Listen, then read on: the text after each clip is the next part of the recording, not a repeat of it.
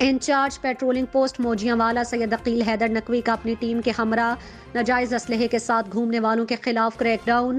دوران ناکہ بندی 3 مختلف ملزمان سے ناجائز اسلحہ، 3 پسٹل اور میگزین، درجنوں گولیاں برآمد، الگ الگ مقدمات درج، ملزمان گرفتار۔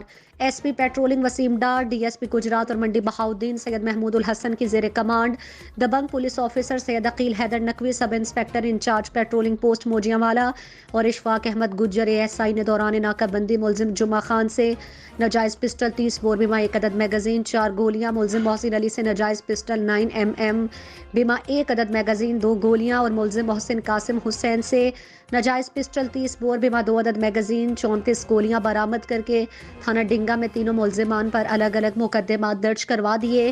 نوجوان متحرک صحافی ارشد محمود سے گفتگو میں incharge patrolling post Mojian crime fighter officer Syed Aqeel Haider Naqvi نے کہا ہے کہ قانون شکنی کرنے والوں کے خلاف سخت قانونی کارروائی کی جائے گی، کسی کو قانون ہاتھ میں لینے کی اجازت نہیں دی جائے گی۔